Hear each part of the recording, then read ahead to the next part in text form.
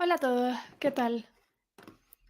Vamos a esperar un par de segundillos más a ver si va llegando la gente y empezamos enseguida. Dadme 30 segundillos.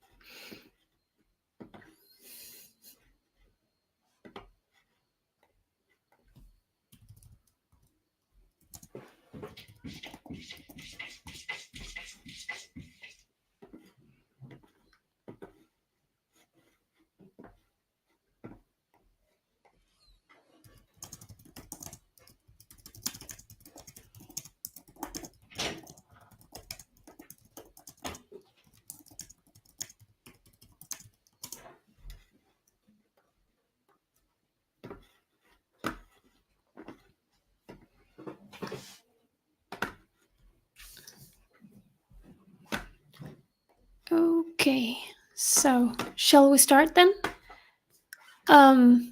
We're going to do a quick overview of our latest release in Graphext today. Just go over two specific cases and see all the new features and all the new flows that you have with the new release, right? So let me just share my screen so we can get started. Okay, so here we are. So I guess the biggest difference that you guys can see with the latest release is that we have made the tabs, the dataset tab and the projects tab, disappear. So they are now kind of merged in one. And so to create a new project, what you have to do, and to upload a dataset, what you have to do is go to create a new project, browse file, and let me look for the one I want. Here you go. And simply select it. You can also drag and drop, and both work perfectly fine. It's gonna take a little bit because today I don't have the best internet connection. I'm not at home. I'm sorry about that, guys. So yeah, while it's loading, there you go. We see that it has automatically created a new project, right? With the dataset that we have uploaded. So all of our data is gonna live inside this project. All projects save our data. And this is great because, like this, we want to have the latest, most updated version of our dataset always available. That is also useful when you want to, for example, do some clustering later on in the exploration or do some predictive model, and then you want to download that CSV or that dataset to work with it outside of Graphext, for example. You can always do that with this new flow because the dataset that you're working on is always the most updated. I'm gonna leave this to load a little bit. Again, so sorry about this, guys. It's completely my internet's fault. As you see, this is what it's gonna look like, right? Let's see.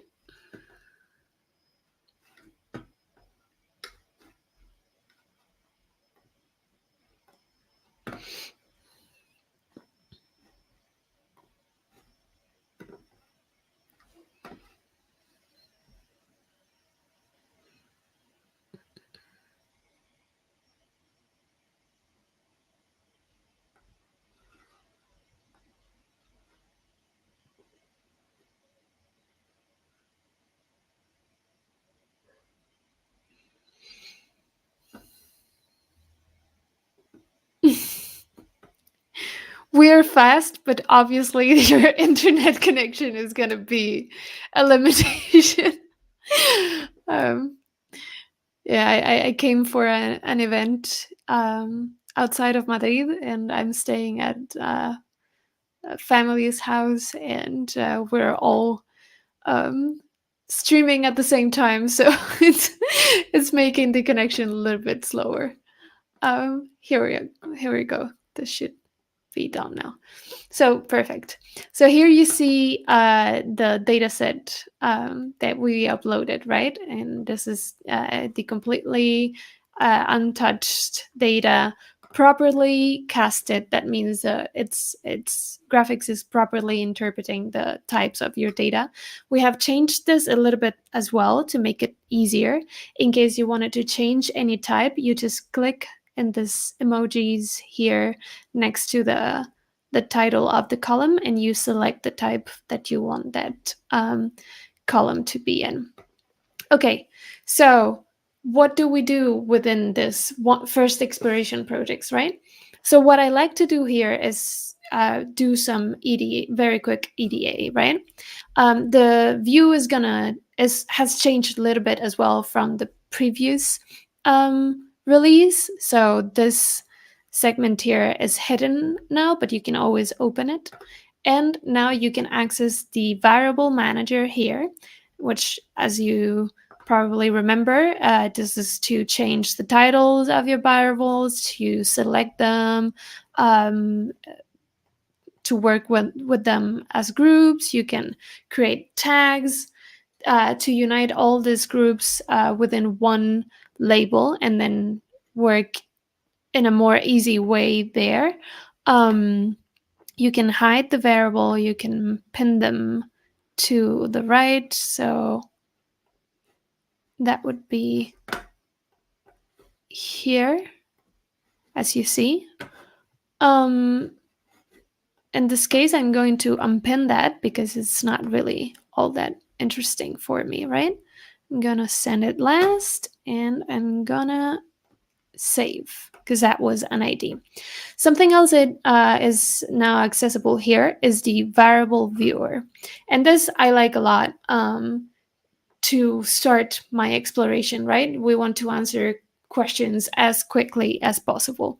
So this specific data set is a data set of Disneyland customer reviews and in their theme parks. And they have parks in California, Paris, and Hong Kong, right? So we want to see, for example, what characteristics do review like lower ratings have. I consider a lower rating around closer to a 3.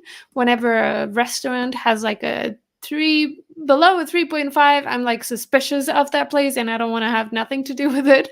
So I'm just going to select this as you see here, and automatically Graphext selects the data for me, and it shows me how the selected data varies from the whole data set, right? So that's what you're seeing in the blue color against the gray color. The blue color is my selection, and the gray color is the whole data set. So you can see very quickly differences there. So we see that most negative reviews are happening in the Disneyland Paris park, and it's quite overrepresented. And we also see that reviewers usually are based in the United States, which makes a lot of sense because if we're talking about absolute numbers, the United States is quite a big country. But we also see that that's immediately followed by the United Kingdom, which may not be as intuitive because there's way less people there. But I also want to show you how ordering by uplift, that means ordering by the biggest difference with respect to the whole data set from our selection. We see that the biggest difference comes from the Republic of Congo, and those reviews are also mostly talking about, well, exclusively, to be honest, talking about the Disneyland Paris theme park, right? So that I found that piece of insight quite interesting. uh, I wouldn't have expected that at all. I also wanted to show you this new feature that we got that I find super, super useful, especially when we have some variable like this one, like the reviewer location, which is a list of countries, some categorical variable, some text variable. This new feature I love, because before you had to search in a less intuitive way for that place. Now, if you order by name, you're going to order all the variables by alphabetical order. So if I wanted to search for example, Canada, I just have to order by name and I have it there in like 2 clicks, right? I find this absolutely beautiful. And Canadians, unsurprisingly, go mostly to California. Okay, let me deselect everything and go back to my general view. Okay, so where would I go from here? I would usually go to compare. And for example, let's say that I want to go to reviewer location and I want to see what the difference is. So we see here that the Disneyland Paris theme park mostly gets United Kingdom um, visitors from a sample of selecting exclusively the English speaking countries, right? Um, so that makes a lot of sense if we unite this piece of knowledge with the one that we learned before, seeing that most negative reviews come from British English people in the Disneyland Paris theme park. The sorry, um, that makes a lot of sense because it's the most people is coming from this park, right? So they don't give as many negative reviews to the Disneyland California park because they don't go there as much. Um, but most visitors to the California park are from the United States and Australia. Let's add Canada in there just for kicks. And in Hong Kong, you again, unsurprisingly, get most visitors are from Australia, just out of proximity, right? We see that really in the other variables, all there's not that much to distinguish English-speaking countries from one another. They're mostly following the same patterns. Maybe Canada was a little bit of an outcast up until 2014, but not terribly either. So I don't see that much more information in this section. Let's just go to plot then and see what we can find. And for example, we can have this segment where we analyze. Let's say I want to see the review.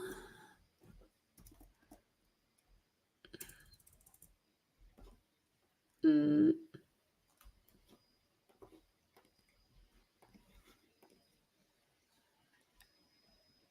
okay, the rating and the note count, right?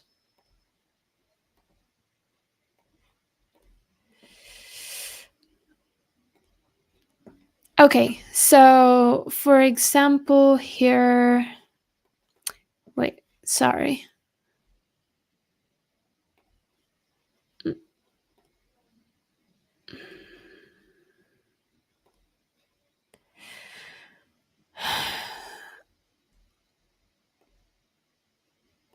There you go. This is what I wanted. Okay, perfect. So we can see here how the progression of ratings has evolved throughout the years, right? We can have a more segmented view by filtering down here. This is just going to filter this specific graph though. If we wanted to filter the whole data set, we can do that in this section here. I'm going to unselect that though. And let's now see, for example, instead of the average, I like to go more with the median, right? And instead of 1 year, let's do 1 month, and let's do 2016 to 2018. And we see that, yeah, it's fluctuated quite a bit. Oh, I don't know what's happening.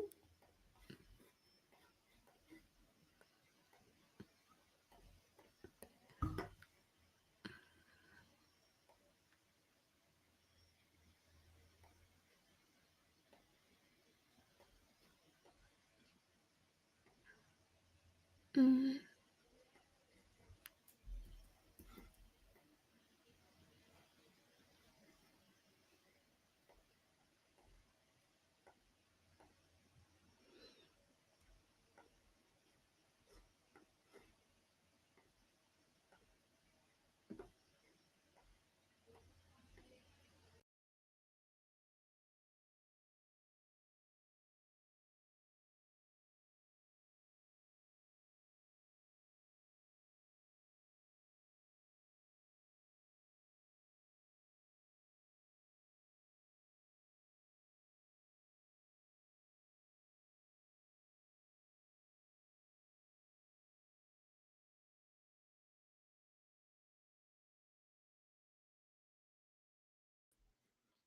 I'm sorry about that, guys. I don't know what uh, what went through my computer's mind, but it decided to stop showing me the screen. So yeah, let me share my screen again. There you go. Perfect. Hope this works now. Um, okay, good. Going back here. Uh, let's see. This is like the number of reviews, and we had decided to see the note count. No, year, month, and review. There you go. Rating. Um, we were using the median, and we were using 1 month. There you go.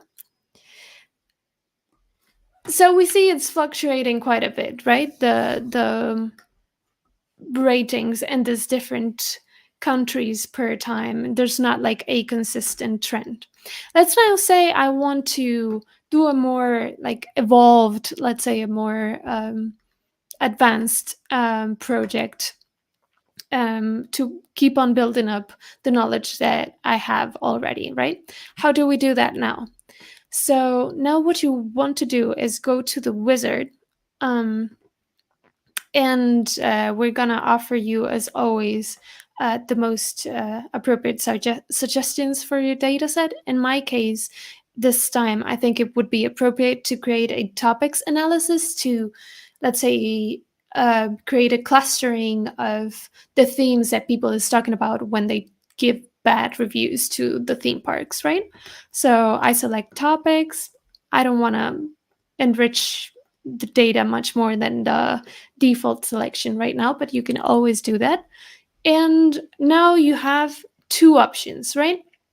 The default option is to click on execute, and that's going to overwrite your new project on top of this one. Why do we do that? We do that to keep on building within this data set, right? If you have saved any insights before in the first exploration project, those insights are going to remain even if you overwrite the new project on top. So it's not like you're losing information, you're just adding to it. But if you don't want to do this and you want to have to some kind of version control, for example, you click on this little arrow here and you execute as new. When you execute as new, that is gonna save the information in a new project, right? So again, as I said, this I would do when I want to have some sort of version control, when I'm not super sure of what I'm doing, this sort of situations. You can also, if you're a bit more technical, you can also open the recipe and modify the code there to make it a bit more tailored to whatever it is you need. So I'm executing this, but I have already created this project, thankfully, because my internet today is not willing to do this sort of thing, apparently. And I'm going to open the project here. This specific project is available on the public tab if you guys want to go over it. Okay, so this would be basically the view that we get once we have made an advanced project. I'm sure you guys are super familiar with our graphs, but again, this is what they look like. You can always color the graph by different variables and analyze it like that. I'm going to go a little bit more in depth in that in the next project, but I wanted to mention that something else you can do if you want to create a different sort of project once you have done this one, and you go to the wizard, right? And you may say, oh, how do I select a different kind of project? Well, so what we want to do now is to create a new project from scratch. That is going to create a separate project. So let's say in the terms of the execution that we did before, we would be executing as new a first exploration project over which you can go again to the wizard and create a new, more advanced project. So this way you won't have any conflicting columns for the exploration, right? So we want to minimize all sort of errors for you.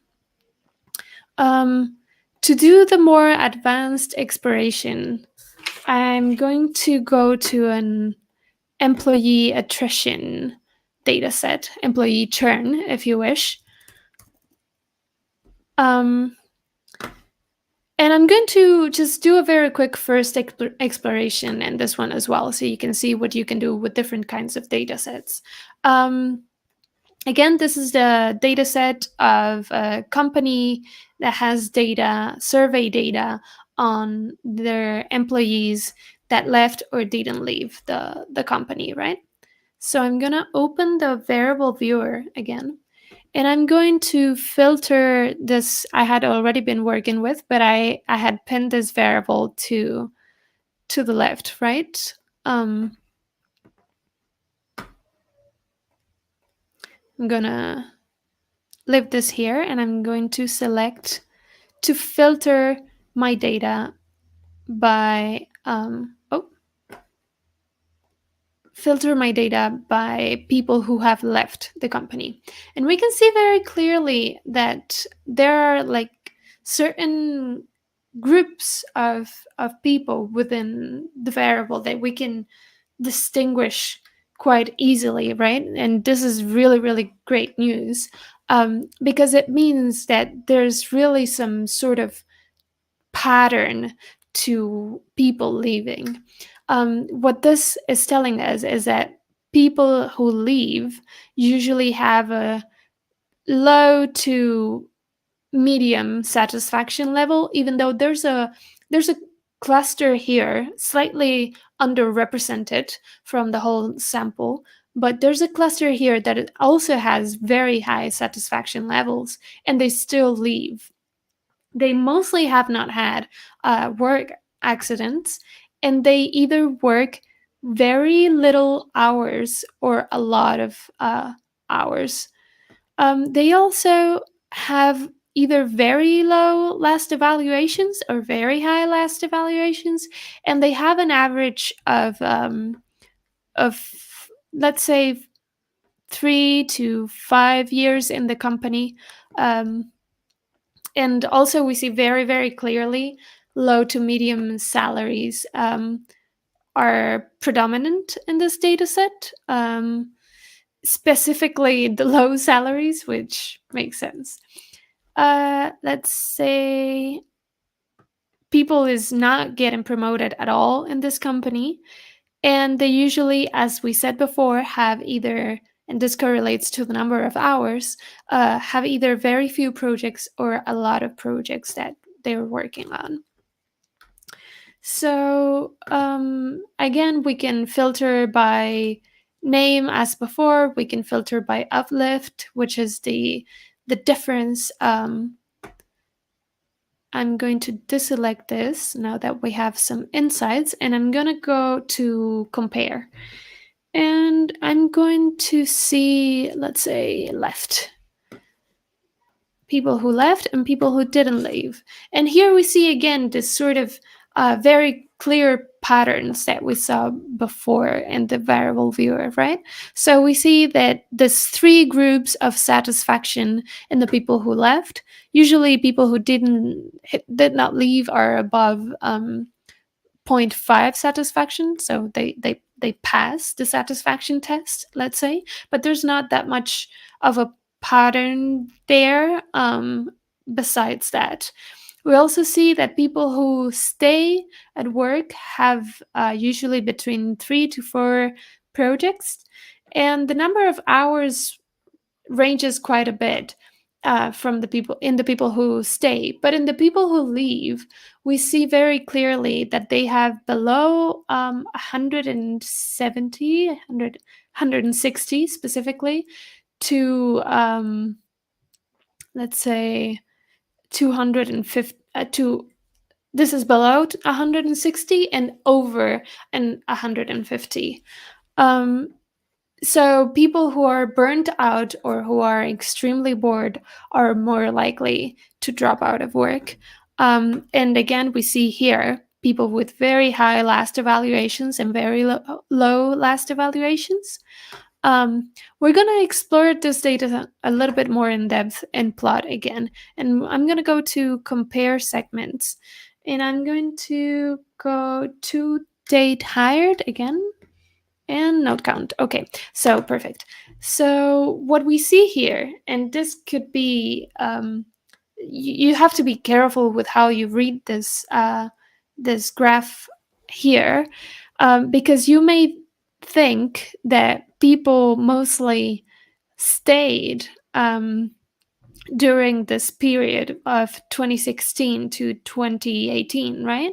But we also see this peak in the yes, and this is most likely because we have had a hiring peak at some point, and that is showing in our data. So how we want to account for this is we want to view it in the relative count. And now the data is telling us something completely different from the previous graph, right? So what this is telling us is that people since 2015 to mid 2017 have been leaving like crazy. And this is most likely dropped because people who have joined the company later on have not had the time to burn out yet. So I wouldn't quite trust the post 2018, since we saw that people who leave are most likely between 3 to 5 years, have been working in the company for over 3 years and below 6 years, right? So again, this is a lot of information to get right away. And now let's say I want to go to do a heat map, for example, right? And I want to see the department and the salary. Okay, perfect. So like this, again, this is not telling us all that much information, but if I want to see it by relative count, so this is relative to the y-axis, which in this case is going to be the salary, right? if I see the view of how many people in the low income tier are from sales. Sorry, yes, this is the low income tier has 29% of their workers doing sales, and 2% of their workers are managers. And then high income tier has 18% of managers and the 22% of sales. So again, this is quick insights that you can get in just a few clicks with the new flow. Let's say you now want to do a more advanced project. For this data set, I would say the most suiting one or the most insightful one could probably be a predictive model, a train and predict, right? Um, we would execute it exactly the same way. As before. Here you have to choose the variable. The target is a variable that you want to predict, and here are the factors that you want to predict that variable with. I'm not gonna execute it, so I'm just gonna choose at random right now to do it very quickly.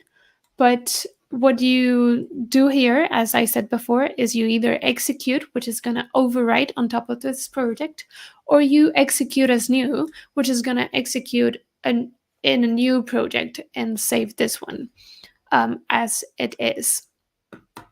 Okay, so if we want to see that more advanced view, let's see. Let's go to the staff satisfaction. Where we have the predictive model is here, and here is the graph. As I said, I really like to paint the graphs by different colors to get some insight. And here we see the people who left are clustered very clearly within this data set in 3 groups. And maybe the most useful group for us to see is this one that is not quite as sharply defined as the rest, right? And this is probably because it's combined with a lot of people that, despite not having left yet, share a lot of characteristics with people who have left. So this is people who's probably going to leave or is feeling like they want to leave. So what you can do with this information is you can select this area, and that is going to filter my whole data set by this area right here. If I now go to data, I have this filtered data, and I can go to this 3 dots right here, download, and download it in whichever format you think fits you best. And I will have the information of the most likely dissatisfied employees I have right now. So I can do something about that. I can act on it. I can talk to these people, see what's going on, and see if they feel okay or not, right? So this is useful for a lot of cases, but in this specific one, we see a very clear use case right away. What else? Let's say, as I said before, we can see very distinguishable working hours gradients within this groups, right? So we saw that the one of the groups who churns is here, the other one is here, the other one is here. So this one right here has very high working hours as this one, and this one here has very low working hours. You can also see by the evaluation, there's a very clear distinction, very high working hours and very high evaluations, very low evaluations and very low working hours, and very high evaluations and very high working hours. years in the company, this is gonna be my like biggest distinguisher for this group here. They are, as we said, between 3 and 6 years.